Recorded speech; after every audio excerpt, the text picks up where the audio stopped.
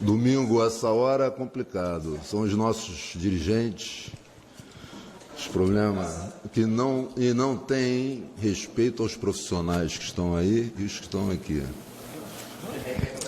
Domingo, às 7h.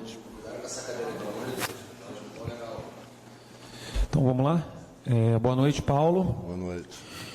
Eu queria que você fizesse inicialmente uma avaliação da atuação do Botafogo no jogo de hoje e também aproveitar para falar sobre a estreia do Gabriel Cortez, em linhas gerais, assim, como é que você avaliou a atuação dele hoje, primeiro jogo dele com a camisa do Botafogo? Obrigado. Bem, primeiro, homenagem a esse homem, né?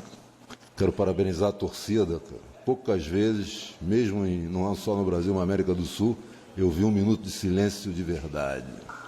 Parabéns aos torcedores do Botafogo.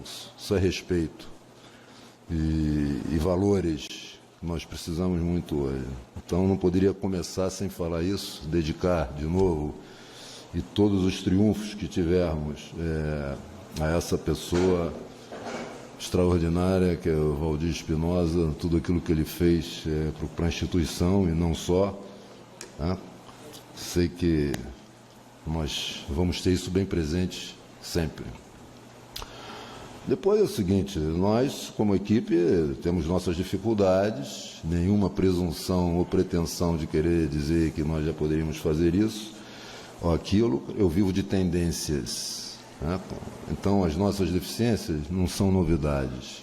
Tendências, sinais positivos, que se não foram na quantidade que nós gostaríamos, foram sinais positivos. Isso demonstra uma tendência. Então acho que a equipe foi agressiva, fez um primeiro tempo que podia ter liquidado o jogo, essa é a realidade. Teve, pelo menos, não vou contabilizar, porque eu não gosto de contabilizar, parece treinador justificando, mas tivemos 3 chances claras de gol construídas, né? E depois é aquele filme, você não faz, vai, sofre um gol que não era esperado, até da maneira como a jogada foi construída, elaborada. E o importante foi confiar, não desistir jamais, que é outra coisa que a gente pede, e fomos brindados pelo gol no final do jogo, né? O próprio Luiz Henrique, né? Que tem um potencial incrível, isso é claro, jogador muito novo, com um potencial grande, que se não teve algumas tomadas de decisão certa no primeiro tempo, no segundo teve 2, extraordinário, que demonstra que em 45 minutos ele pôde entender da importância de tomar decisões certas. Eu gostaria de valorizar muito isso, parabenizar.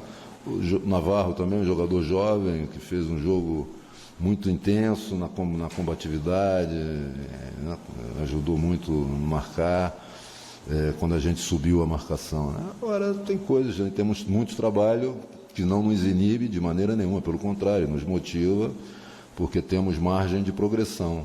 Nada de extraordinário, né, cara, mas é uma equipe que, como equipe, pode progredir a partir do momento em que perder alguns hábitos que, na minha perspectiva, não são hábitos de jogo, que eu quero dizer, de jogo, que a gente deve mudar rapidamente para ser mais efetivo no jogo, especialmente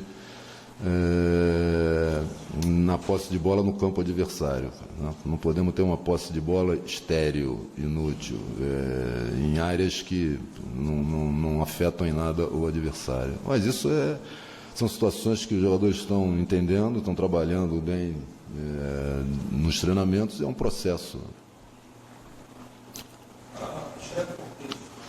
Não, o Cortez bem, é um jogador que chegou fora de forma, aceleramos bem a preparação dele, é um jogador, situações naquela que ele perdeu, no treino já fez várias, mas com a direitinha dele, que ele levou para a esquerda e acabou não concluindo bem, mas esse tipo de finalização, nas vezes que vimos no treinamento, ele impressionou. Hoje entra um lado emocional da estreia, também é um jovem, mas é um jogador com potencial também, né? A ser trabalhado, até o desenvolvimento que tem que ter, como outros que temos aí, que têm potencial, mas tem que continuar o desenvolvimento em termos da sua própria formação.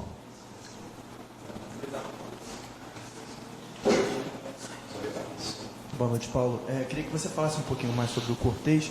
A gente viu você dando instruções para ele ali no campo em alguns momentos. Ele pareceu, às vezes, meio perdido na movimentação, o que é normal, que ainda está se ambientando aqui a um novo time, né? O que você viu nele dos treinamentos que ele pode fazer, que o torcedor ainda não teve oportunidade hoje, que foi um jogo meio discreto? Eu já vi jogadores que estão um ano no clube e estão perdidos dentro de campo. Então, é uma coisa extremamente natural isso aí, mas também fez coisas que demonstram uma tendência positiva, né? Muito claramente. Dar os parabéns também pela construção do primeiro gol, que foi uma jogada bem elaborada ali, que chega com uma característica forte do Alex Santana, que é essa pegada de meia distância na chegada. Um gol bonito, né?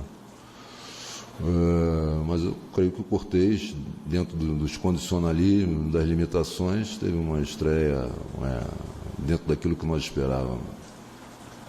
Paulo, aqui, boa noite. Tudo bem? Queria te perguntar, tudo bem? Queria te perguntar sobre o Honda. Você chegou a falar na sexta-feira. Agora é uma questão mesmo jurídica de conseguir regularizar o jogador na federação. Ele ficando à disposição já quanto a essa questão de documentação, você já pretende, de fato, que a estreia dele seja contra o Flamengo?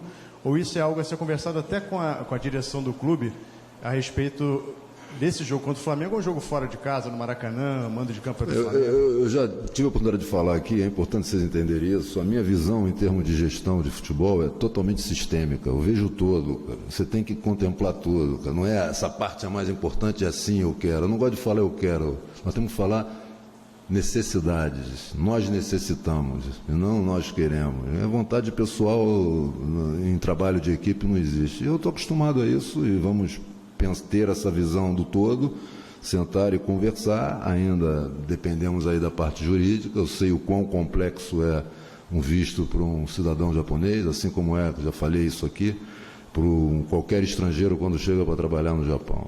Com calma, com tranquilidade. O jogo é um jogo interessante, mas não tem nada de extraordinário. Nós temos que pensar no Honda para agregar qualidade na campanha do Botafogo, na trajetória do Botafogo durante o ano. Ou seja, nessa questão, pensar no todo, você pretende ver a opinião da diretoria, um melhor momento para estrear? Não, assim que eu cheguei aqui, eu falei assim, olha, eu tenho o hábito de construir tudo em conjunto, entendeu? Porque tem sempre, quando você toma ações isoladas, ela tem um impacto nas outras áreas. E gestão de clube hoje tem que ter muito cuidado nisso aí, entende? E é um caminho que nós estamos fazendo. Eu estou vendo como o presidente, o conselho gestor estão preocupados não só em fazer uma equipe forte dentro de campo, mas também qualificar ao máximo a gestão do clube, ter responsabilidade nisso. Nós vimos aí clubes co-irmãos que, infelizmente, para serem campeões, fizeram de tudo e hoje estão numa situação bastante complicada, né, cara? Surpreendente, porque era inesperado algo assim em instituições do porte.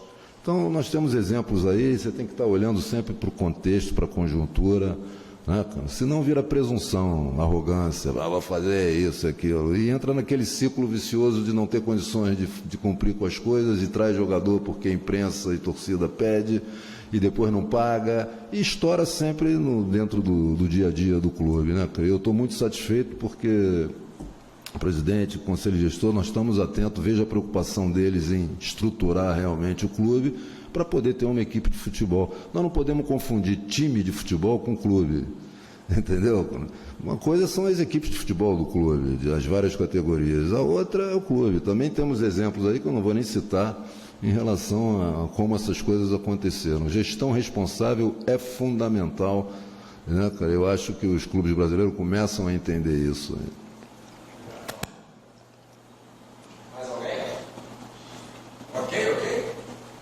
Boa noite a todos, bom descanso, bom trabalho.